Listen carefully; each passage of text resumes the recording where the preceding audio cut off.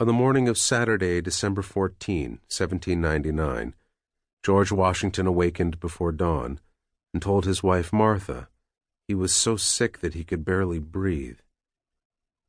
The indicated treatment was straightforward enough. By the time the sun had risen, Washington's overseer, George Rawlins, who was used to bleeding the people, had opened a vein in Washington's arm from which he drained approximately 12 ounces of his employer's blood.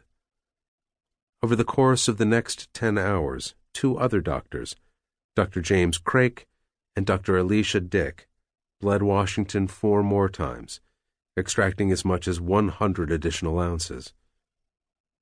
Removing at least 60% of their patient's total blood supply was only one of the curative tactics used by Washington's doctors. The former president's neck was coated with a paste composed of wax and beef fat, mixed with an irritant made from the secretions of dried beetles, one powerful enough to raise blisters, which were then opened and drained, apparently in the belief that it would remove the disease-causing poisons. He gargled a mixture of molasses, vinegar, and butter. His legs and feet were covered with a poultice made from wheat bran. He was given an enema, and, just to be on the safe side, his doctors gave Washington a dose of calomel, mercurous chloride, as a purgative. Unsurprisingly, none of these therapeutic efforts worked. By 10 p.m., America's first president knew he was dying. His last words were, "I am just going. Have me decently buried, and do not let my body be put into the vault less than 3 days after I am dead.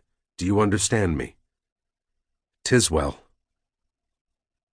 Like thousands of others in the late 18th and early 19th centuries, the father of his country faced death with equanimity, but not the prospect of being buried alive.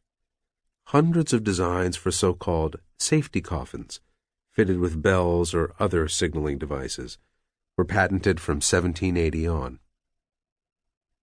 Less than 22 years later, another world historic figure had his final encounter with early 19th century medicine.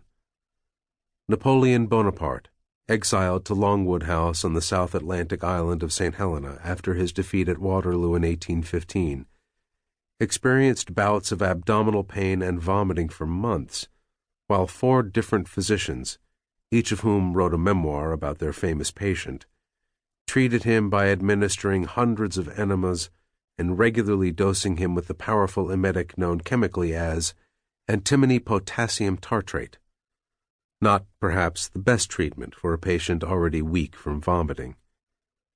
The one-time Emperor of France breathed his last on May 5, 1821. Historians with a morbid bent have produced thousands of pages of speculation on the diseases that killed 2 of the most famous men who ever lived. Today, the prevailing retrospective diagnosis for Washington is that he was dispatched by an infection of the epiglottis, probably caused by the tiny organism known as Haemophilus influenzae, type B, the pathogen that also causes bacterial meningitis.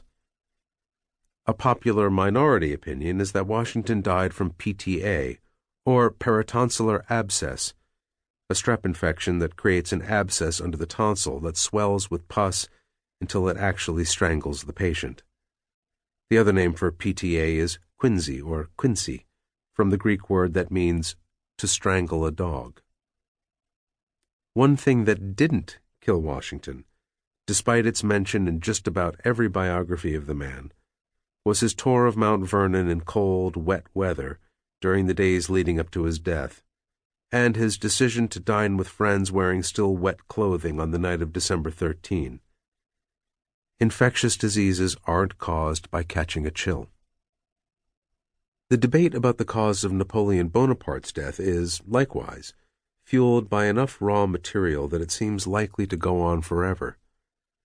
The initial autopsy concluded that l'Empereur had died of stomach cancer, the same disease that killed Napoleon's father in 1785. Hepatitis has its advocates, as does the parasitic disease known as schistosomiasis, which Napoleon is thought to have acquired during his Egyptian campaign of 1798. Neither is as popular among amateur historians as arsenic poisoning, either as a murder weapon or an accident caused by exposure to wallpaper more or less saturated in the stuff. An equally honest answer for both former generals is that they died of iatrogenesis, bad medicine, or more accurately, heroic medicine.